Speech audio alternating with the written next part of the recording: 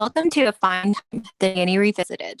This is a podcast about the nanny, where we recap each episode and then discuss, sharing our own unique take on each episode. I'm Bernadette.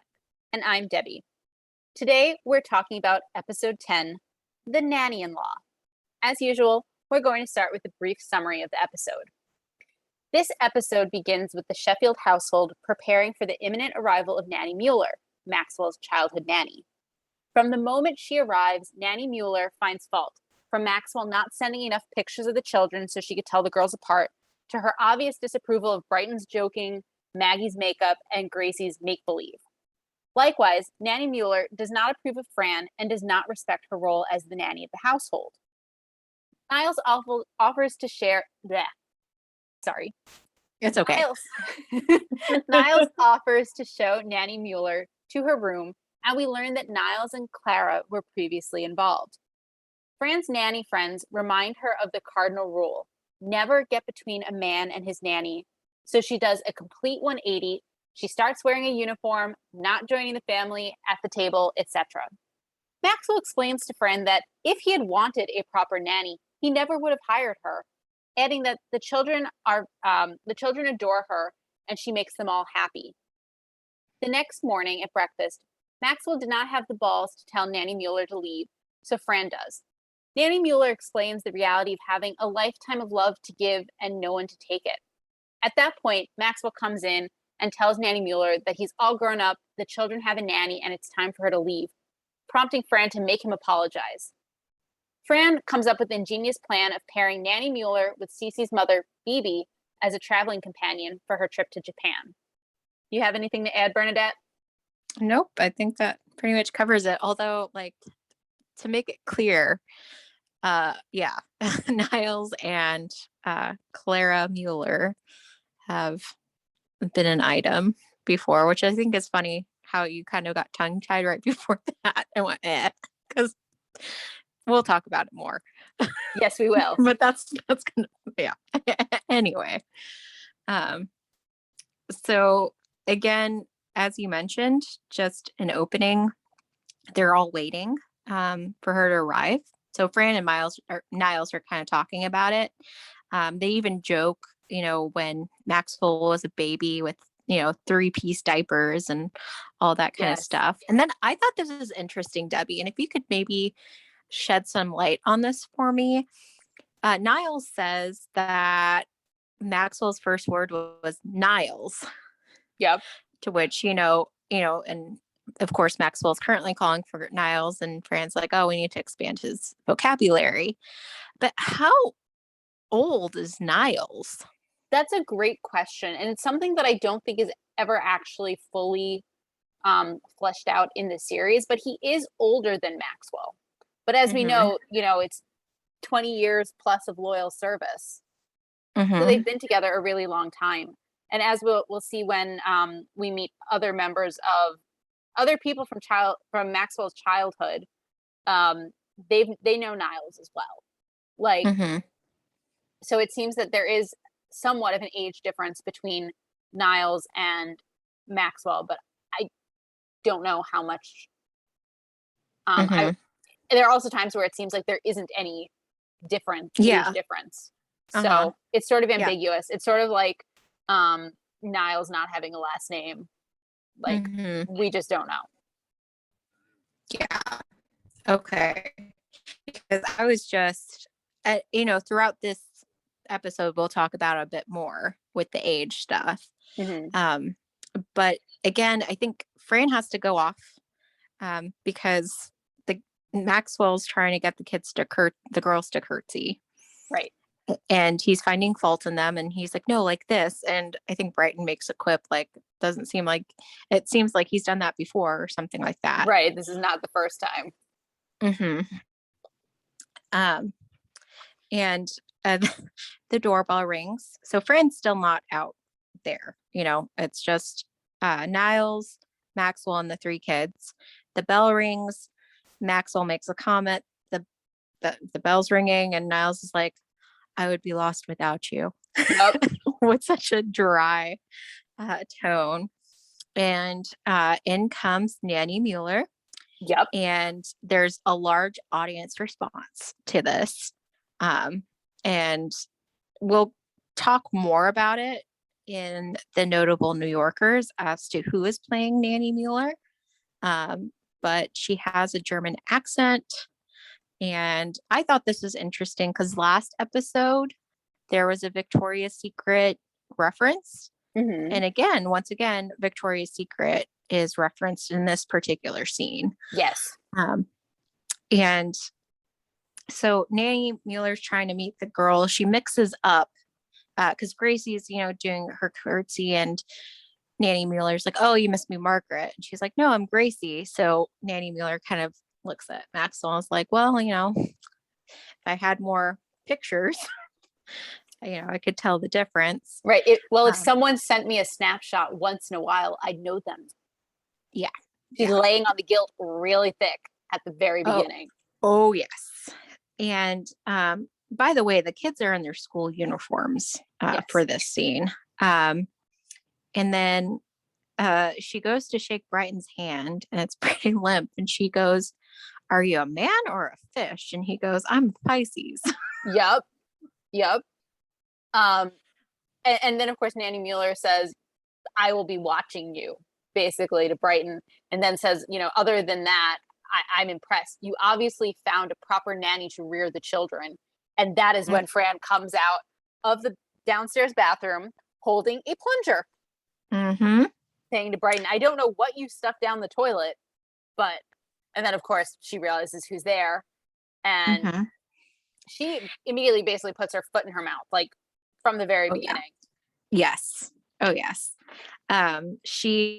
So Nanny Mueller is wearing a jacket, and she, well, I don't know if there's anything before this that you wanted to say, but she goes to take off her jacket, like, "Oh, Niles, you should have taken her jacket. She has a sweat mustache." And then she's like, "Oh," implying that it's not a sweat mustache that Nanny Mueller has.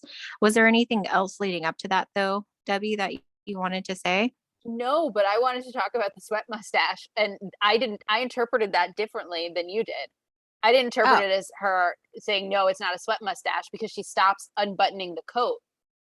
I took it as she wasn't wearing anything underneath it, which to me didn't make sense later on in the episode. Oh, I thought so. How I interpreted it was like, as she got closer, she sees it's not actually sweat mustache, but an actual mustache. Right. So that her commenting on it was the faux pas. Oh, interesting. I mean, it would make sense that she would have a real mustache, not just a sweat mustache. But I didn't, just because so this, for our audience who might not have watched this as recently as we have, as you said, she's wearing this, like, what looks like this very big, heavy overcoat. Mm-hmm. And Fran says, "Take the woman's coat." She's starting to get a sweat mustache. And as she's saying that, she's unbuttoning Nanny Mueller's jacket. But then she stops. Oh, interesting. You're probably right. And that makes way more sense. Never mind. I'm going to just stop going down this rabbit hole, because you're probably right. Because that also would explain, like, in the next scene where she's not in her coat, she's wearing regular clothing. And then at the end, Niles offers to show her to her room. And I was going to comment on, well, why would Niles need to show her to her room if she's already changed? But I guess you're right. It was not a sweat mustache. Okay. Yep. So that's how I interpreted it. But and then the scene cuts, like, right away. Right. I think, like, you don't see anything more of what happens with the code or anything like that. You go immediately to the opening theme song. Right. Mm-hmm. Was there anything else in this, like, opening scene that you wanted to discuss? Just on your comment of the 3-piece diaper, Fran was talking about Maxwell being so cute in his little pram with his little silver pacifier in his 3-piece diaper. It was the other two things that I just wanted to add, because, picturing Maxwell as a child, it's a cute picture. In his 3-piece diaper. His little fancy baby. Exactly. Very wealthy, very fancy baby. So then we go to the next scene, which I think we're then in the dining room, and the family's at the table. and Nanny Mueller's commenting on how sort of impressed she is with Maxwell. It amazes me what you were able to do just by putting on your little plays. And of course, Fran volunteers that the last one wasn't so little. He lost $1 million on it. Yeah, not helping. No, not helping at all. Basically, all of the dialogue in this scene is sort of uncomfortable, right? Yes. So, Mhm. like, Nanny Mueller then turns to Maggie and says, Margaret, do you plan to go on the stage? And she says no. And then she says, well, there's no need to be made up like a showgirl then. Mhm. And then, you know, at some point, Nanny Mueller turns her attention to Fran, asking what specific agency sent you? And she said, oh, I didn't come through an agency. Mr. Sheffield hired me right off the street. And then Maxwell says, it's not what it sounds like. I tried her out for the weekend first. Just keep on digging it. Right. Make that innuendo. Exactly. That was what I was going to say. Like, as a kid watching the show, you would think to yourself, oh, right, that is exactly what happened. She knocked on the door as a door-to-door cosmetic sales girl. And, Yeah. Maxwell was not going to hire her, but he couldn't get anyone else to come in until Monday. So he hired her on a trial basis. Yeah. But for the weekend. For the weekend, exactly. But as an adult, and there's actually a look on like Maggie and Brighton's faces when he says that, as if they're old enough to recognize, ooh, maybe don't say that. Yeah, well, anyway, Nanny Mueller has had enough, and she goes, she's done. So Niles offers to show her to her room. And, as soon as she's gone, Fran makes a comment, well, she hates me. And Maxwell says, basically no, it's not that, but, you are somewhat of an acquired taste, like sushi. So, yeah. Is there anything else you want to talk about in the scene? So, specifically, she says she hates my guts, yes. as she leaves. But again, just like you said, the entire scene's very uncomfortable, and so it's nice that like Fran recognizes the feeling, at the end, because again, the whole thing with whenever, Nanny Mueller's like, oh, typically the nanny doesn't sit in with everybody else. And Fran's like, oh, you can just sit here with us. It would make it seem like she's totally missing the point there. But with her acknowledging, oh, she hates my guts, it makes to me like, it makes it seem to me that she did get what was going on, but was kind of using humor and stuff, or like, or purposefully being obtuse in some aspects to kind of diffuse it. What are your thoughts on that? No, I think you're right. It makes me think back to the episode The Smoke Gets in Your Lies. If you recall, that episode starts with basically Fran and Val in the living room, and they're talking about kids, right?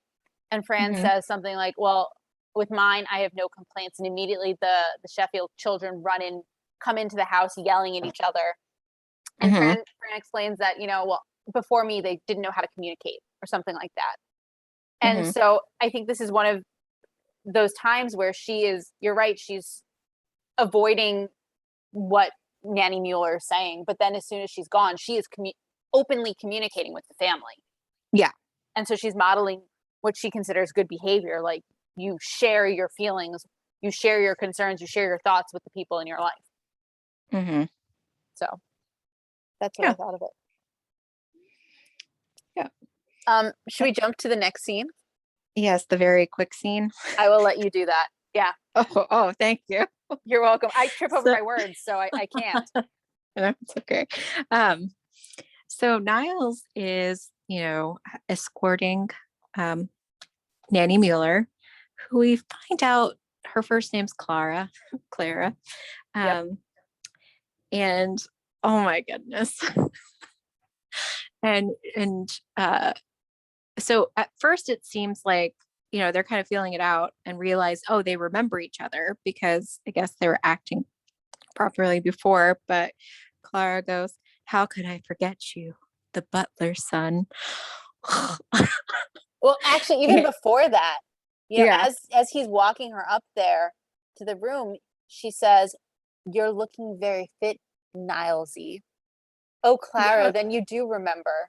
Ugh. Yeah. And I guess for anybody who may not have seen this episode or hasn't seen it in a while, um, the character of Nanny Mueller's older. Correct. Which comes Uh, out in this discussion. yes, because back then, whenever they had their thing, she's like, I was only 22. Okay, 32. Yeah, he Um, looks at her because clearly she was lying about her age. And he was yes. just starting into service, is what she said. hmm And then they passionately kiss Yep.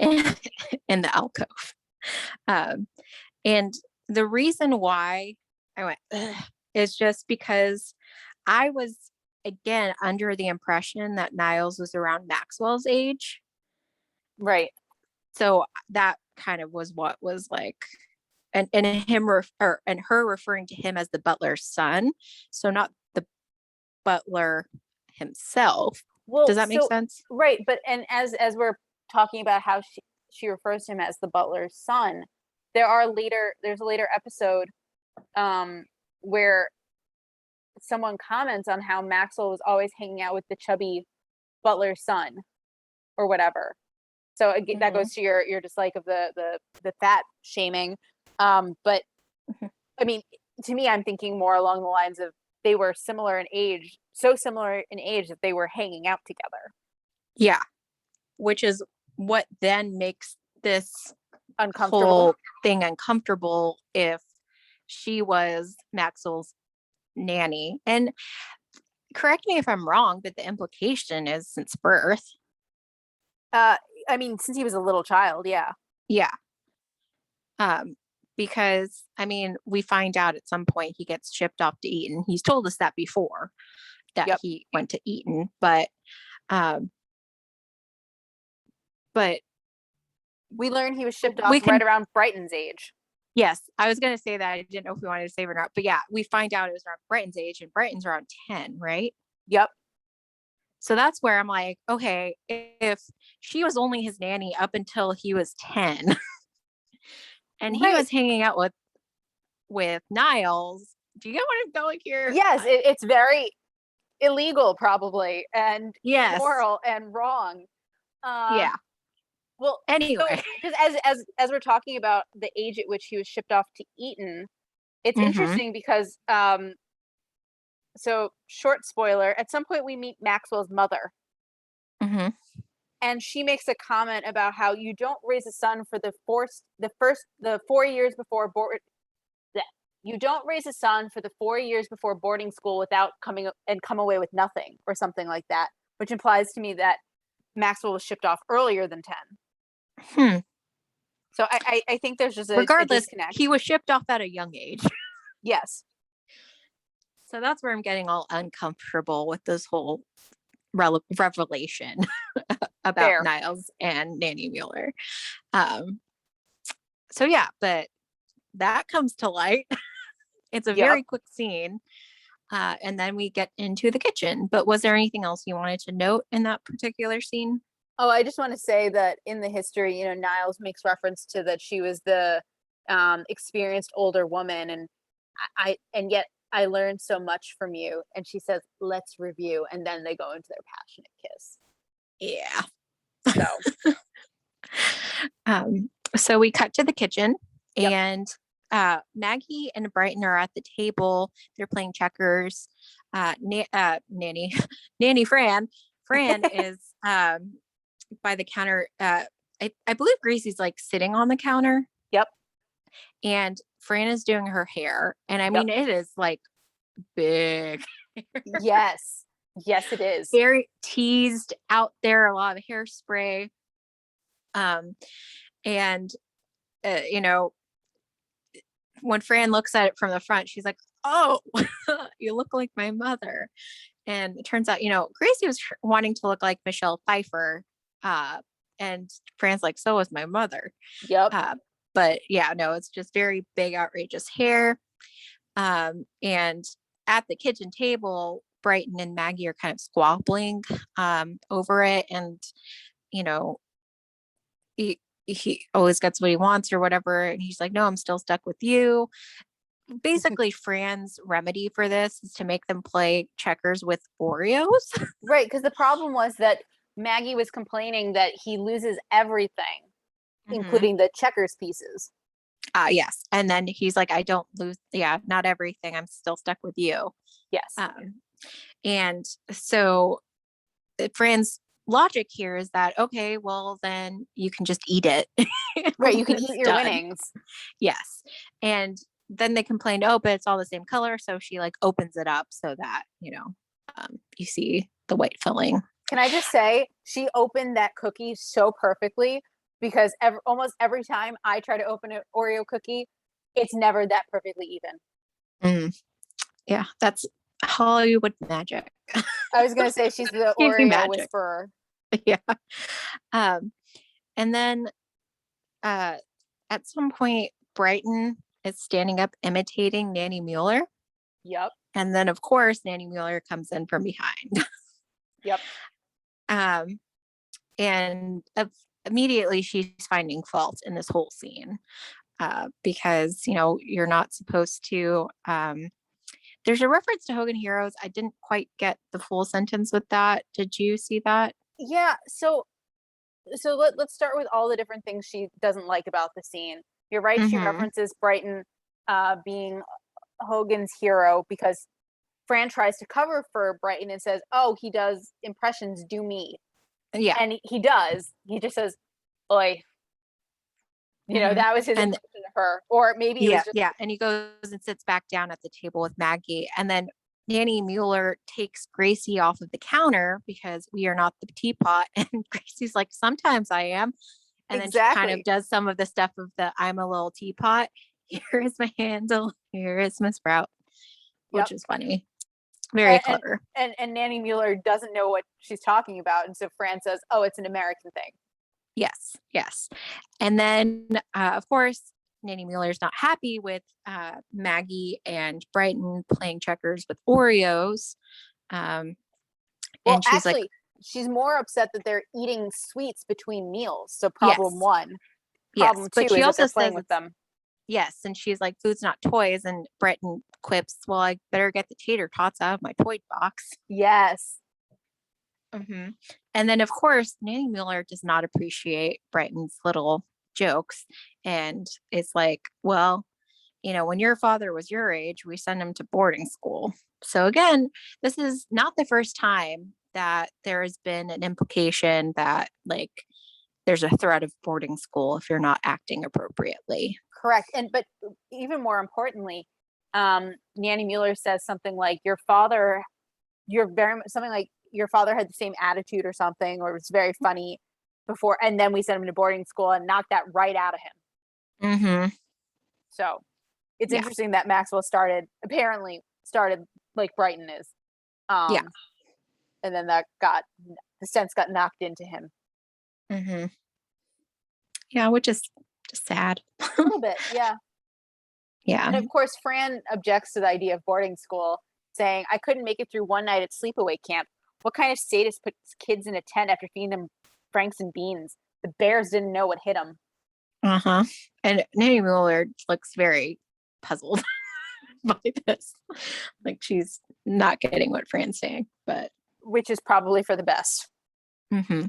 I Yeah. will say that at a later point, Fran does talk about summer camp and says that she went to the bathroom all of like 3 times in the whole summer or something. So that's a little Mm. inconsistency. Yeah. But yeah, did you have anything else for that kitchen scene? I will just say that Gracie really does look like Sylvia with her hair teased up like that. Oh, okay. But otherwise no.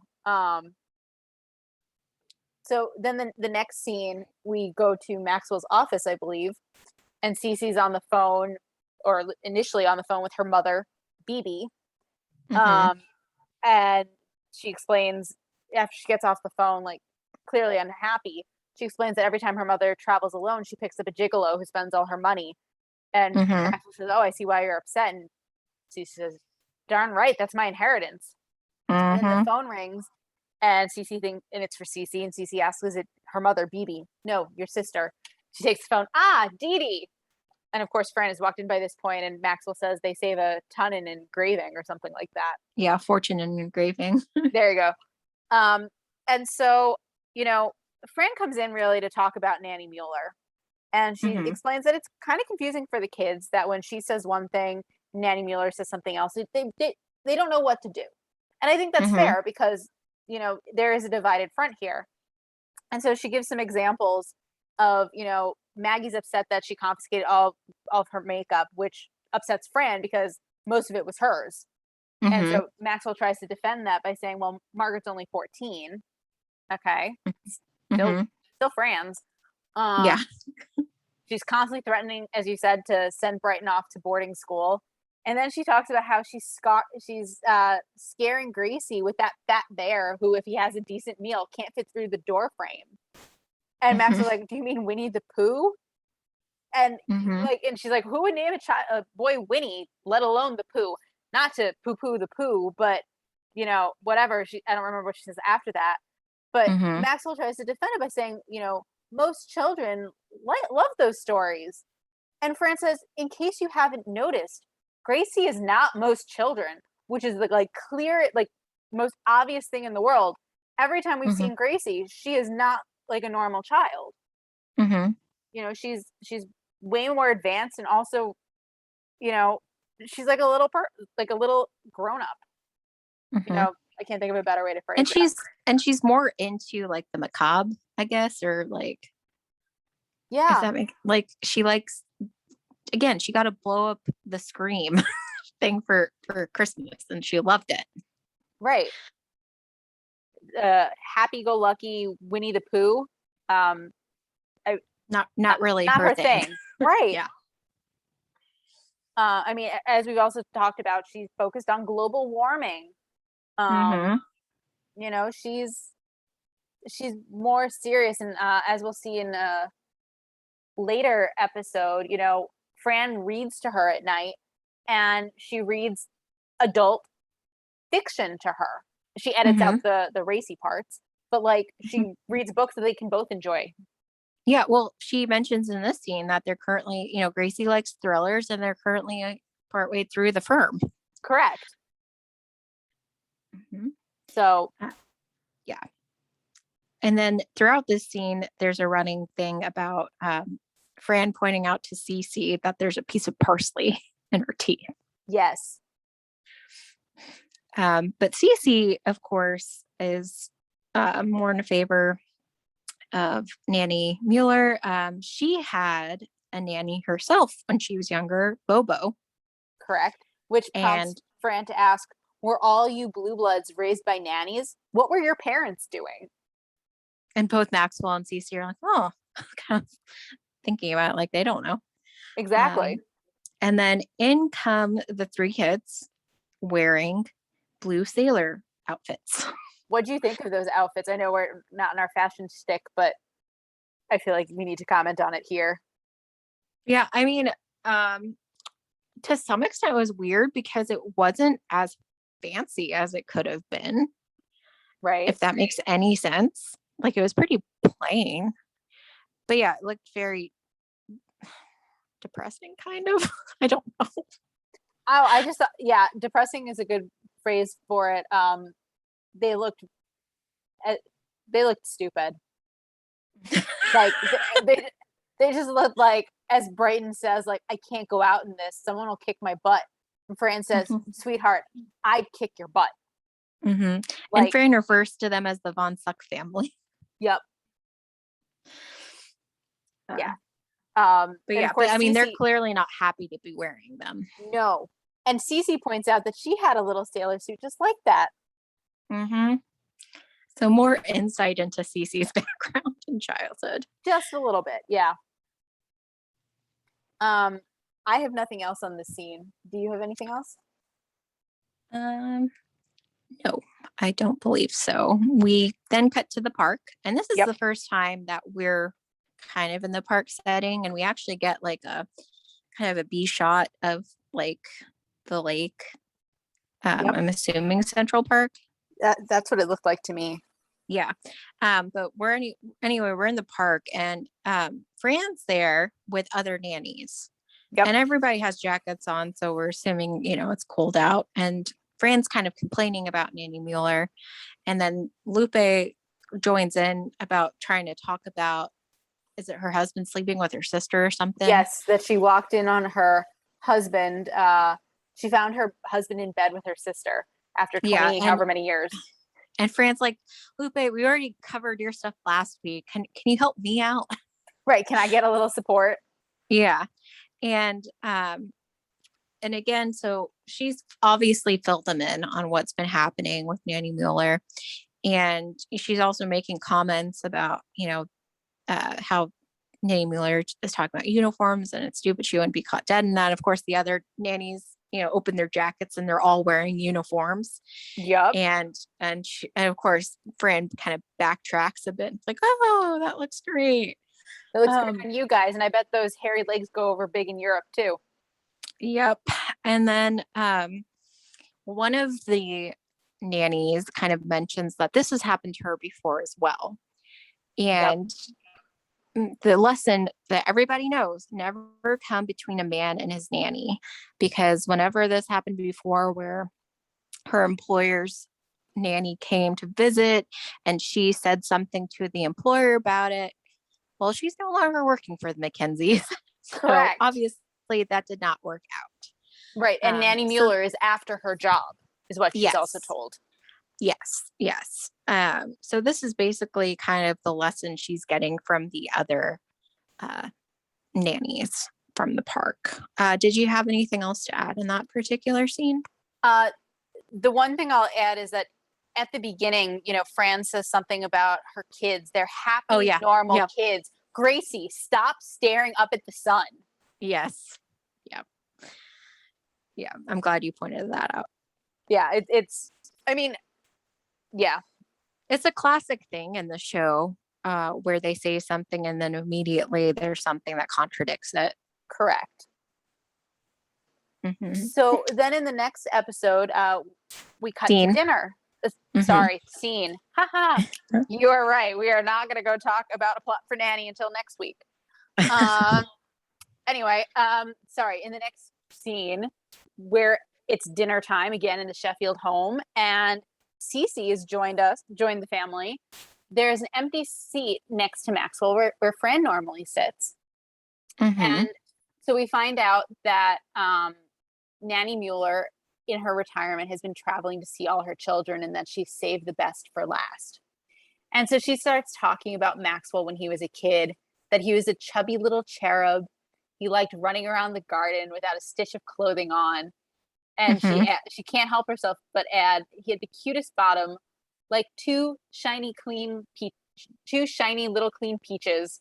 And of course, poor Brighton says, well, that's more than I ever wanted to know about Dad. Mm-hmm. And Cece, of course, says, oh, there's something so delightful about this evening. I can't put my finger on what it is.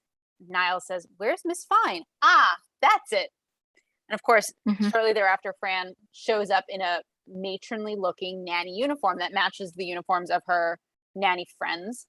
And she points out that it was really hard to find white shoes after Labor Day in the winter or whatever, but that it was easy for her to find the little hat portion. That she got that at Howard Johnson's.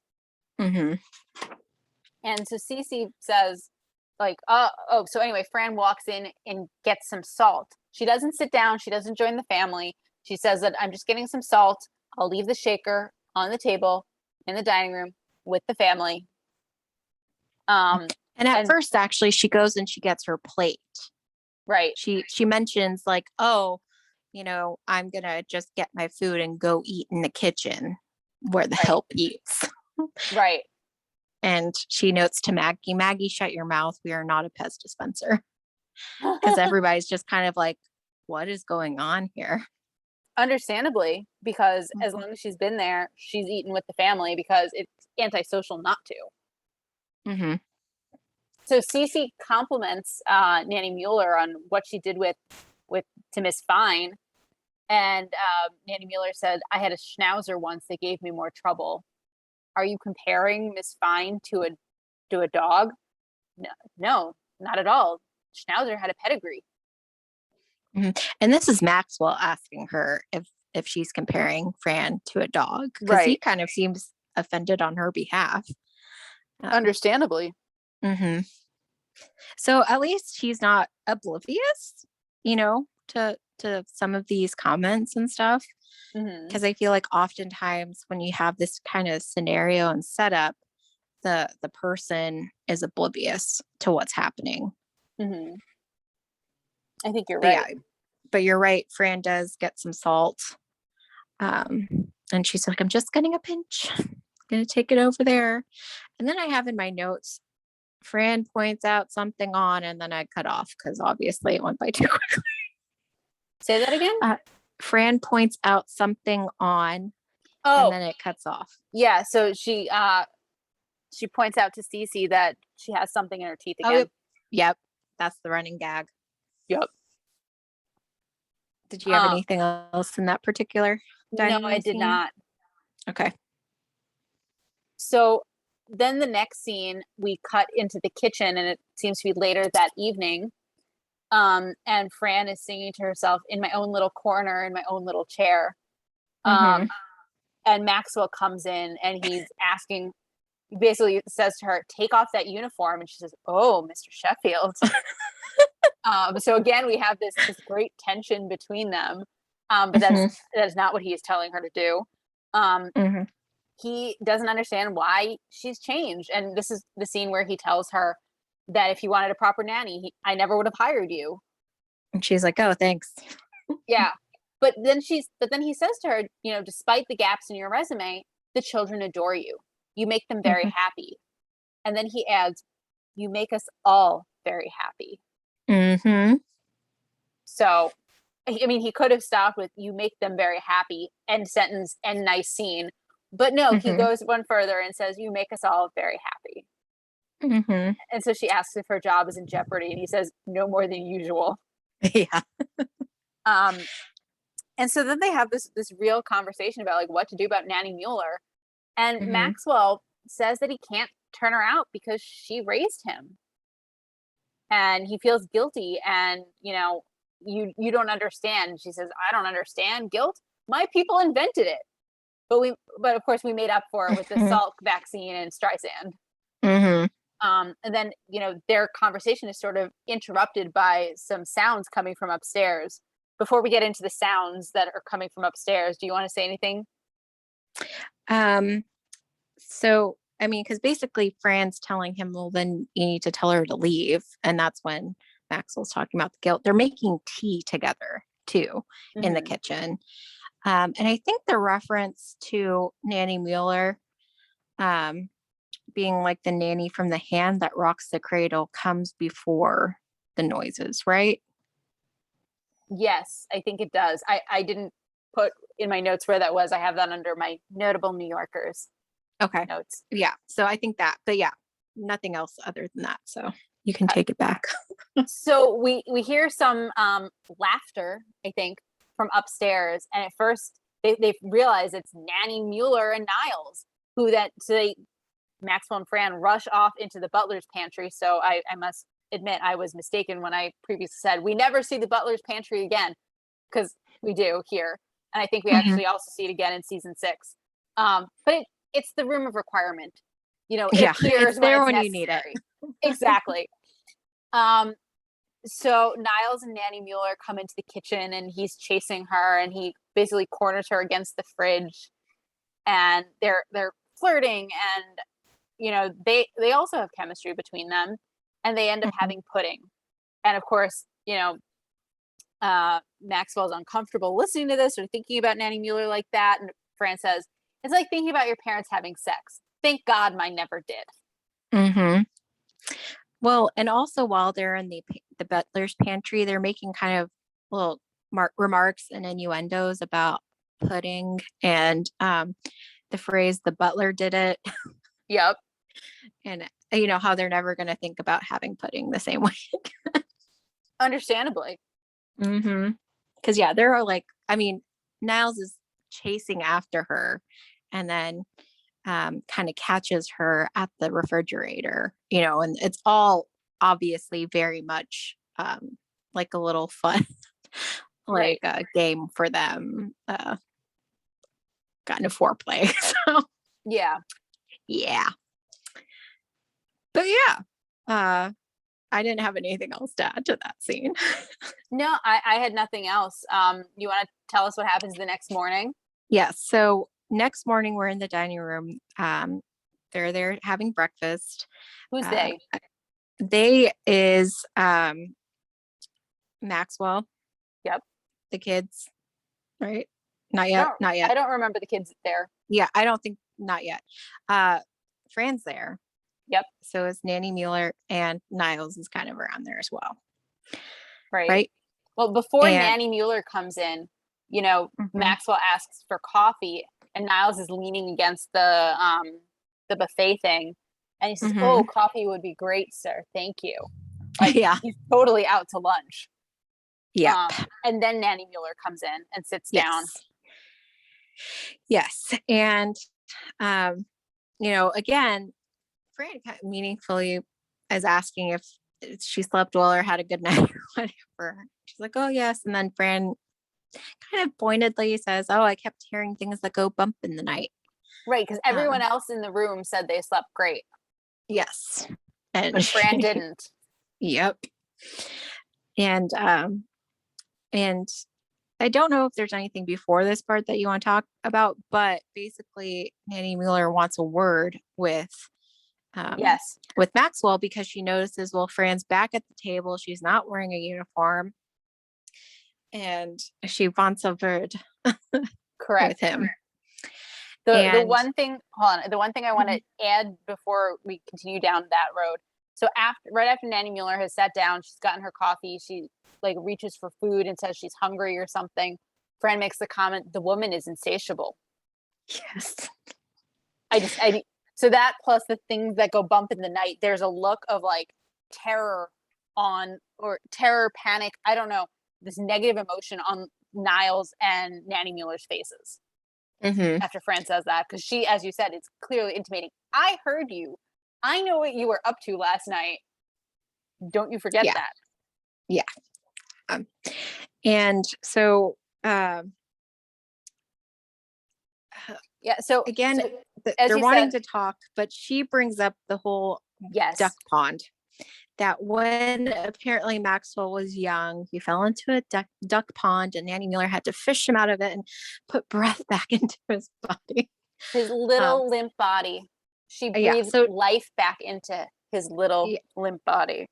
so you get the sense that she knows kind of what is coming and is going to use guilt kind of again. Yep. And so Maxwell's like, "Oh, you know what? I have to get to tennis." And he stands up, goes towards the door. He has a tennis racket, but Fran's like, "Mr. Sheffield, you forgot your balls." And she holds up like the tennis balls, and of course the innuendo there. Yep. um and so Maxwell kind of leaves. I believe Niles has left as well, so it's just Fran and Nanny Mueller. So you have this kind of like, I don't know if confrontation's the right word, but it's their chance to actually kind of like talk and Yep. lay it all out there. And um, again, Fran's talking about her kids, and like, okay, you raised Maxwell, but these are my kids, and Well, all this kind of even stuff. I'm going to interject. Even before that, Nanny Mueller addresses her as Miss Fine, and Fran says, Yes. "That's Nanny Fine." Mm-hmm. And Nanny Mueller responds, "That is a title that must be earned." And that's when Mm-hmm. Fran goes into, in case you haven't noticed, Mr. Sheffield is all grown up. I'm the nanny Mm-hmm. here, and these are my kids. It's time for you to go. And to which she says, "You might think they're your kids, but you know you love them. Essentially, what Nanny Mueller is saying is that you love them, but they grow up, and then you move on to a different family. And again, the same. It's like a cycle. You're not, they're eventually going to grow up, and so you're not going to be in that same position as the nanny going forward. And she has all this love, but now she finds herself at an age where there's nowhere to give it to. And so Right. this is getting Fran's like sympathy, right? And Right. of course, this is when Maxwell comes back in, like he's gathered up his courage, Yep. and He is found like, his okay, balls. yeah, yeah, I'm grown up now. Like, she's the nanny here. Like, your visit's been nice, but you need to leave. And of course, Fran chastises him, and it's like, how could you speak like that to your nanny? And Apologize. apologize. And now Maxwell's very confused, but does so, leaves, and then Nanny Mueller and Fran have this kind of moment where Fran's like, oh, us nannies, we have to stick together. And Nanny Mueller's like, oh, like, does that mean I get to stay? And Fran's hugging her, and she's like, not, not like, I can't remember the exact phrase, but no, Not on your life. exactly. And so again, you get more sympathy from Fran as to Nanny Mueller's position. And it seems like, Nanny Mueller thinks she's kind of won, but that's not the case. Correct. Is there anything in that particular scene? So I think I got exactly what Nanny Mueller said, which is you think they're your kids, but they're not. You'll find out if you last as long as I have. Kids grow up and go on their way, and you have to go on to another family. And you love them too because you can't help it. And on until one day you find yourself with a lifetime of love to give and no one to take it. Mm-hmm. Yeah. Yeah. So So go ahead. we then cut, if you're ready to cut, Yep, to I'm the ready. next scene. And Nanny Mueller's about to leave. She's coming down the stairs. She gives the kids a hug, and there's kind of a bit of physical comedy going on here because poor Gracie's in the middle. She's kind of getting strangled, and she's like, okay, okay. Yep. And and Fran of note is not down here yet. Correct. Now is it Niles who says it's been a Yes. pleasure having you? Yes, it is. Yeah.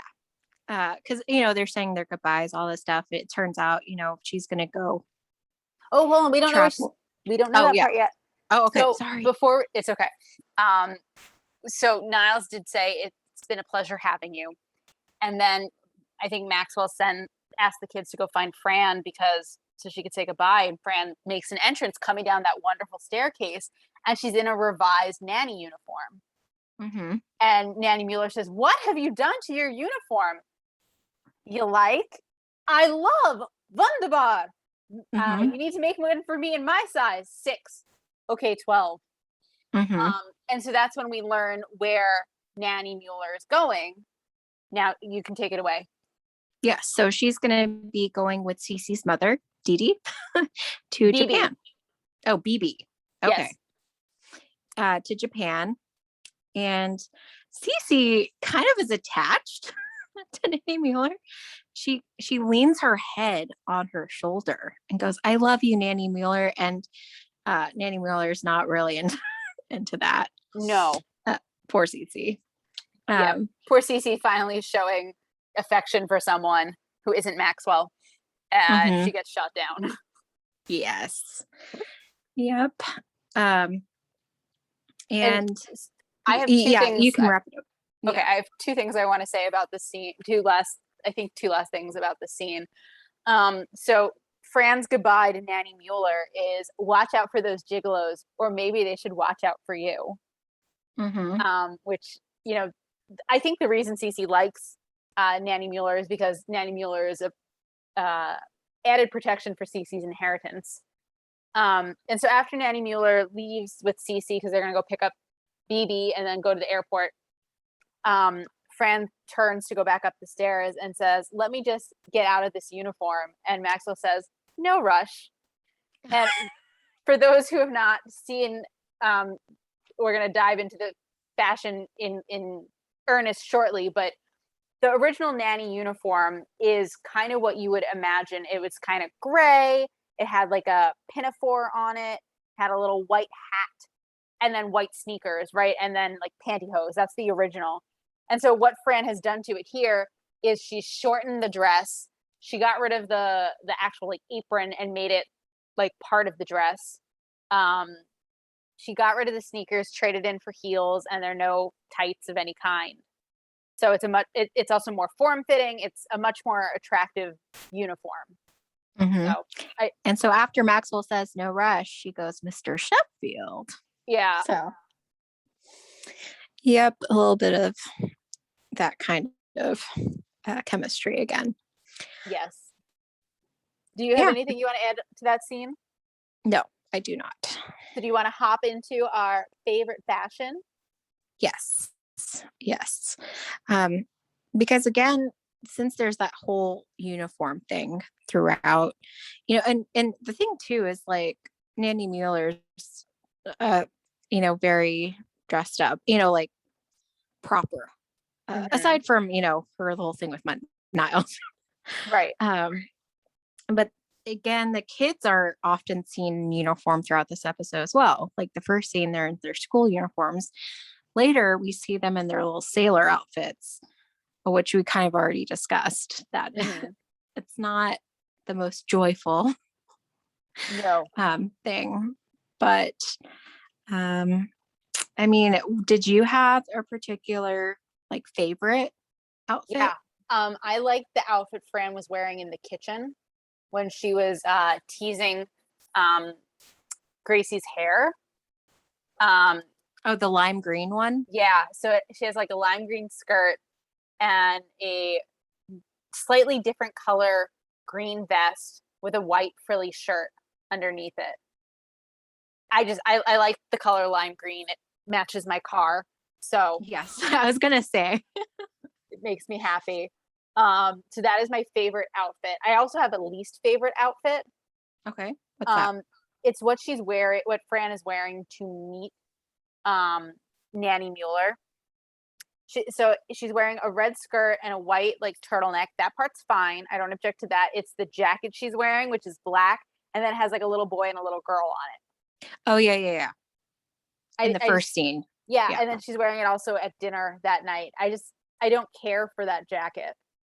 Mm-hmm. Yeah, it was kind of you know, it seemed odd. Um, I mean, I think she was trying to be like, look, I'm good with children. Here's my like not so subtle way of saying, look, I'm good with kids. Like I wear them on my mhm. clothing, but it just didn't appeal to me. Yeah. Yeah. Did you have a Well, favorite? I am looking back through. I don't think I necessarily had a favorite. Um, I was slightly different opinion regarding the lime green. Like I didn't hate it, but like I think few people could pull it off. Does that make sense?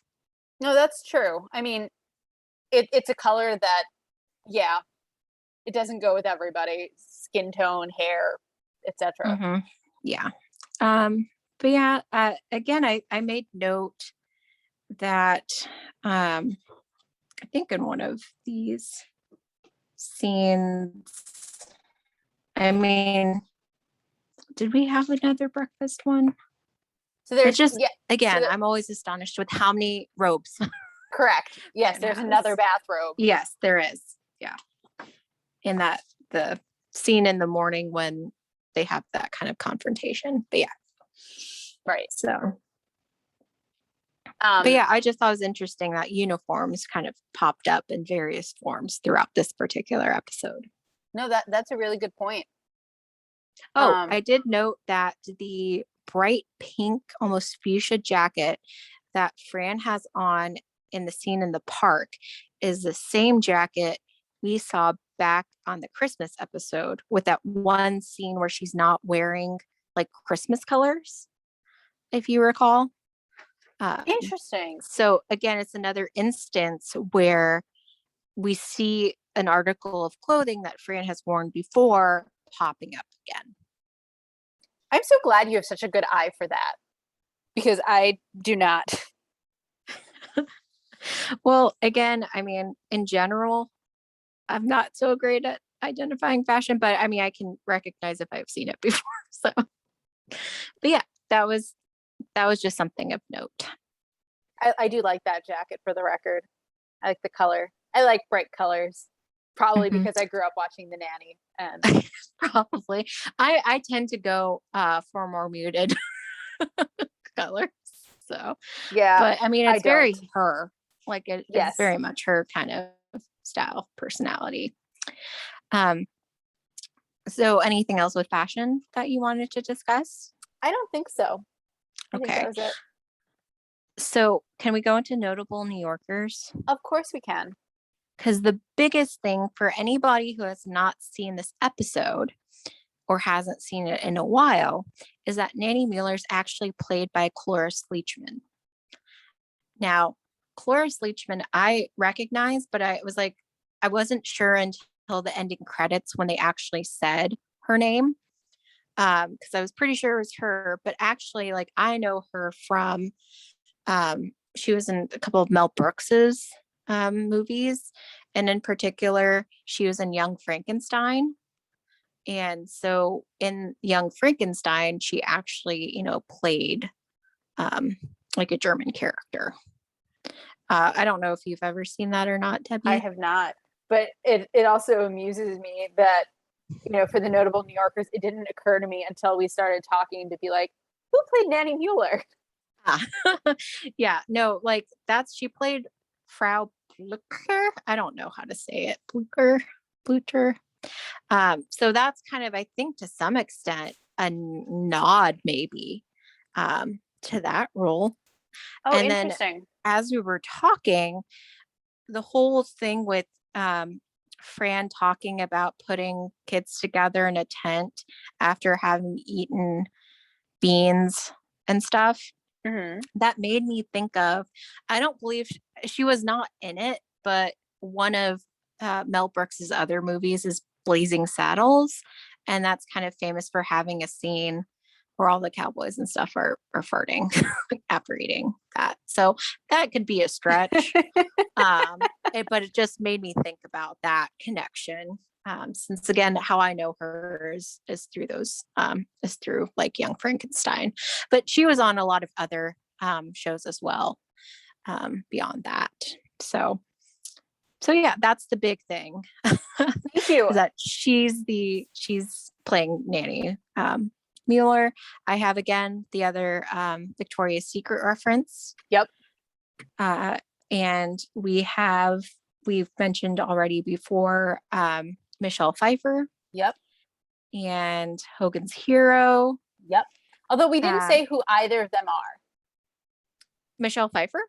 Yeah, we didn't say who she was. Yeah, well, she's an actress. I would think most people would know. I guess she was in a lot.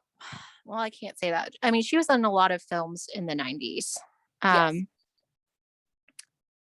I mean, I think she still acts to this day. So she's an actress. I don't Thank you. really have much beyond that for her. That was all Um, I was going for, was to say that she's an American actress. okay. Well, there you go. Hogan's Heroes. Uh, I think that's a show, right? Correct. So according to Wikipedia, I believe, yes, Hogan's Heroes was an American sitcom set in a Nazi German POW camp during World War II. Ah, so again, that kind of goes along with the running thing in this, with her being German. Yeah. Um, who else did you catch? I know you So, mentioned The Hand That Rocks the Cradle. which I'm assuming is a movie about a creepy nanny. So actually, The Hand That Rocks the Cradle was referenced in the episode Smoke Gets in Your Lies, episode 2 of The Nanny, where Fran, so if you recall, that's the one where Brighton claims that Fran gave him the idea to start smoking, and then Hmm. he starts smoking and gets caught. And so when Fran goes to the theater to talk to Maxwell about it, further after they've already, yelled and she might have induced a small stroke. She says something like, "I'm the worst nanny ever," or something. Okay, Rebecca de Mornay, then me. And so that reference Okay. was to The Hand That Rocks the Cradle, which was, according to Wikipedia, a 1992 psychological thriller involving a woman who posed as a nanny to infiltrate a family in order to destroy it from the inside out. Ah, So, okay. Yeah. Backing up a little bit, though, there's a reference to Arnold Palmer, yep, who's a golfer and yep. also the inventor of the drink, the lemonade and tea. And Winnie the Pooh, we've talked about.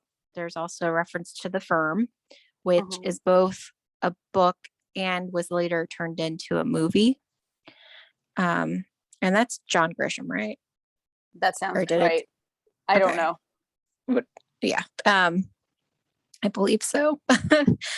And then, Yeah, it's John a kind Grisham. yeah, okay, good. And then kind of that slight allusion to the Von Trapp family. So like The Sound of Music, but they say Von Suck instead. Um, let's see. Howard Johnson's. Did you? I don't think I really know what that is. I mean, context clues is a place to get stuff, but I So don't know if you looked into that. I did, but I put it under 90s nostalgia. So if you don't Okay, mind, well, well, we can hold off on there thank you. that then. Um, I will mention, and while you're looking uh-huh. at your notes, I'll mention she's singing In My Own Little Corner, which I believe is from Cinderella, Rodgers and Hammerstein's Cinderella. Ah, okay. Yeah.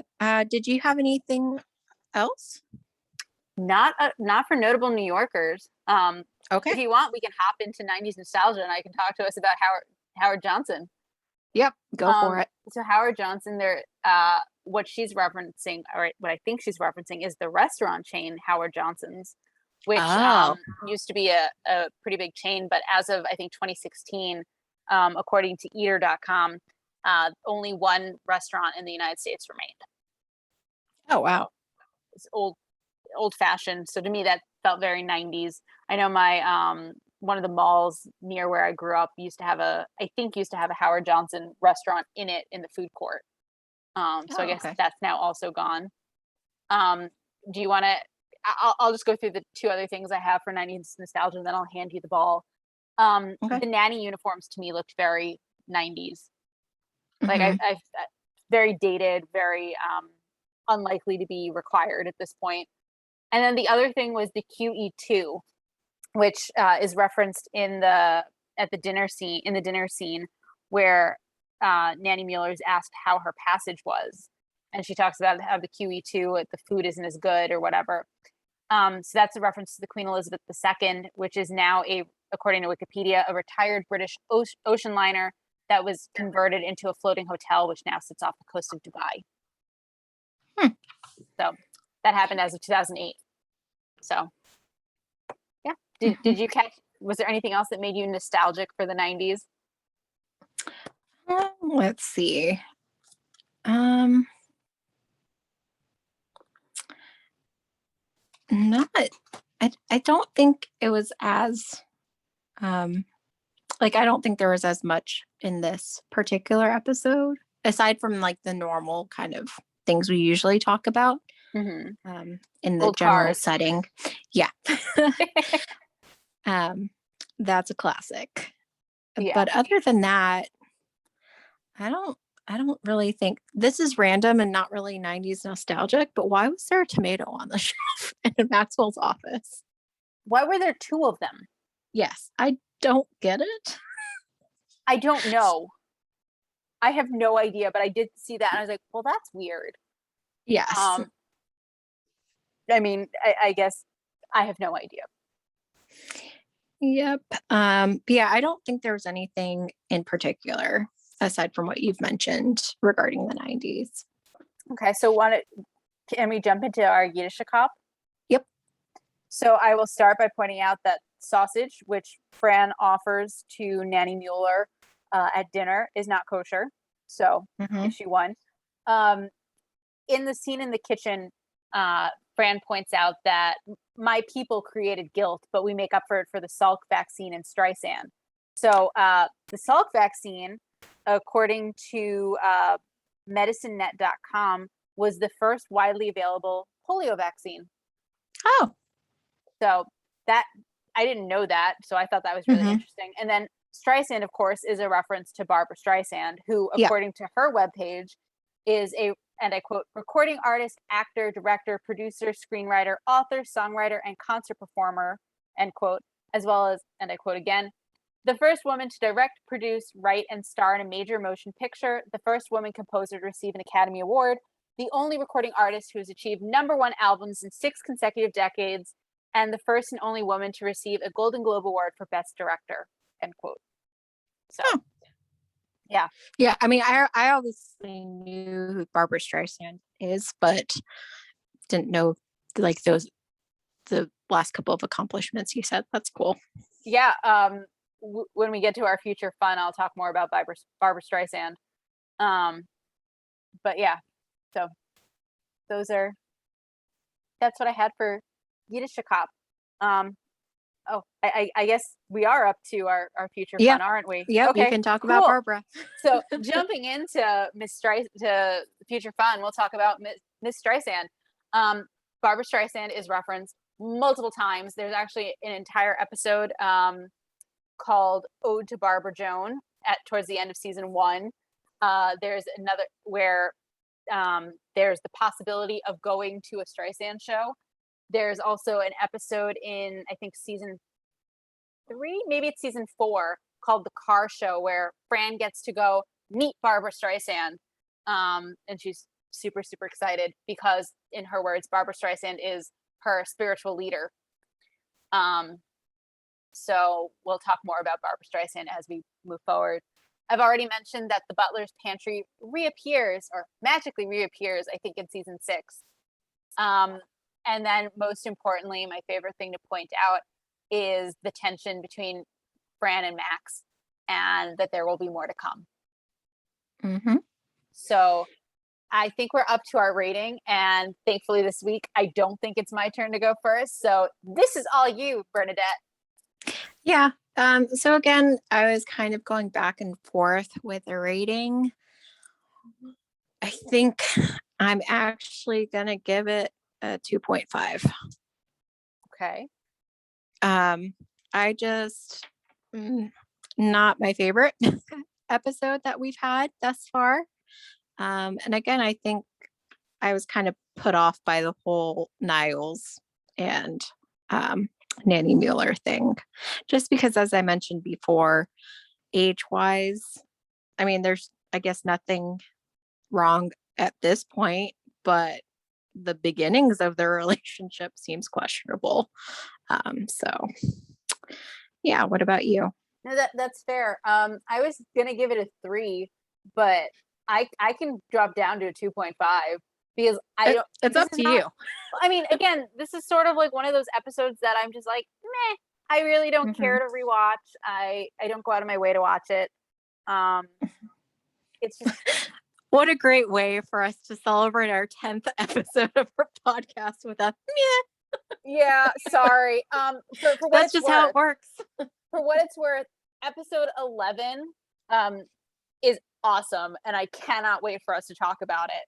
So okay. Something to look forward to. Exactly, something to look forward to.